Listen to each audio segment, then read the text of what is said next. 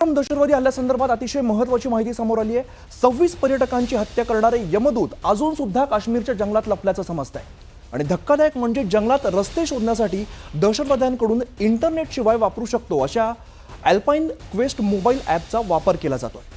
तसंच दहशतवाद्यांकडे चीनी बनावटीची अत्याधुनिक कम्युनिकेशन यंत्रणा असल्याची माहिती सुद्धा समोर आलेली आहे। एनआय चौकशीमध्ये ही सगळी धक्कादायक माहिती समोर आली आहे। दहशतवाद्यांना 20 स्थानिकांनी मदत केल्याची सुद्धा माहिती आहे।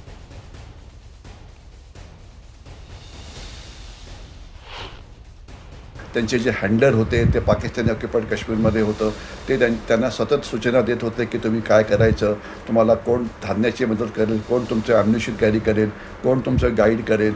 आणि हे सगळं अशा फोनच्या मदतीने केलं जात होतं की जे फोन भारतीय नव्हते, जे फोन चीनी होते आणि एन्क्रिप्टेड होते, त्यामुळे त्यांना शोधणं हे फारसं कठीण होतं।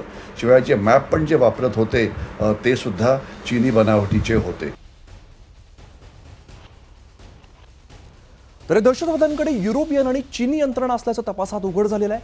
अल्पाइन क्वेस्ट नावाचं हे ॲप सध्या फ्रान्सचं आहे आणि दहशतवादी नियंत्रण रेषेवरती घुसखोरी करण्यासाठी याचा वापर करण्यात आलेला आहे। ISIने हे ॲप दहशतवाद्यांना उपलब्ध करून दिल्याचं सांगितलं जात आहे।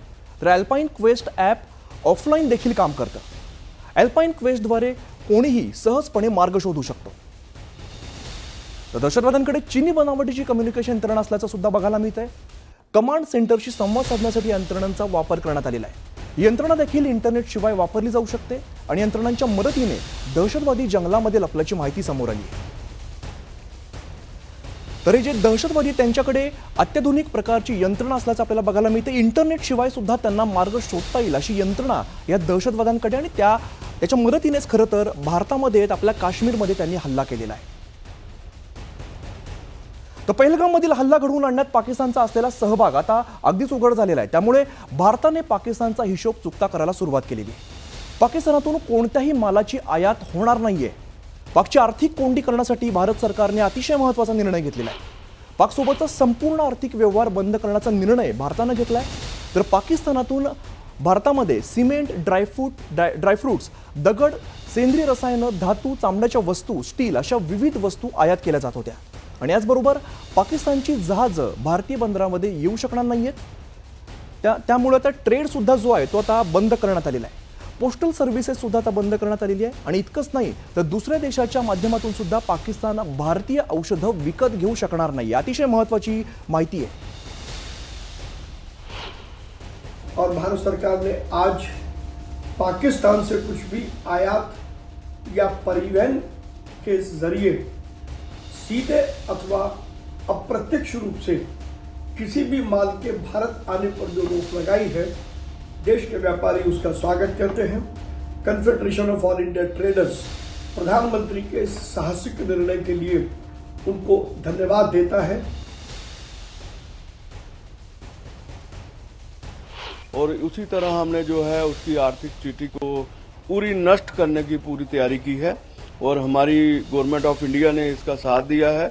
जिस तरह से उनके चीज़ें आती थी वो जो है अब पूरी तरह से बंद हो गई है और मुझे लगता है कि वहाँ के व्यापारी जो है काफ़ी दुखी हैं, काफ़ी परेशान है, क्योंकि बहुत ज़्यादा दायरा जो है उनकी इंडस्ट्री जो थी वो ये ड्राई फ्रूट इंडस्ट्री थी, जिसके पूरे इंडिया में ही ज़्यादातर इसका सेवन होता था और मैं समझता हूँ उसका नुकसान जो है बहुत भारी होगा।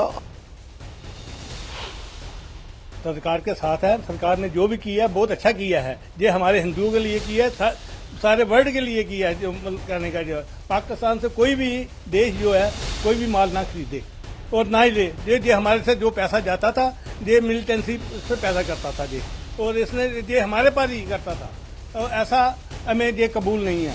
हम नहीं चाहते कि पाकिस्तान का कोई भी माल, ड्राई फ्रूट जो भी है हमारे जम्मू में और सारे हिंदुस्तान में नहीं आना चाहिए।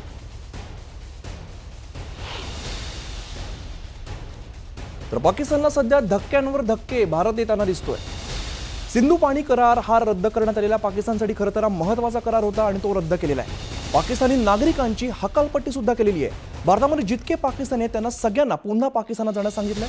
तसंच पाकिस्तानच्या वाघा आणि अटारी सीमा सुद्धा बंद केलेल्या आहेत। दरम्यान विमानाला सुद्धा बंदी घातलेली आहे। जहाजाला सुद्धा बंदी घातलेली आहे, त्यामुळे व्यापार पूर्णपणे ठप्प होणार आहे. दरम्यान पाकिस्तानी कलाकार, नेते, क्रिकेटपटूंच्या सोशल मीडियावरती सुद्धा बंदी घालण्यात आलेली आहे. तर पाकिस्तानसोबत व्यापार बंदी पूर्णपणे आपल्याला बघायला मिळते.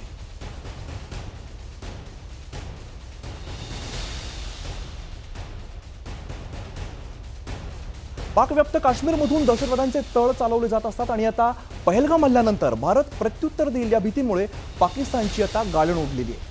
आणि यातूनच आता POKमध्ये सुरू असलेल्या दहशतवाद्यांचे तळ पाकिस्तानने रिकामं करायला सुरुवात केलेली आहे. तर काश्मीरमध्ये घुसखोरीच्या प्रतीक्षेत असलेले अनेक लॉन्चपॅड सुद्धा पाकिस्तानने रिकामे केलेत.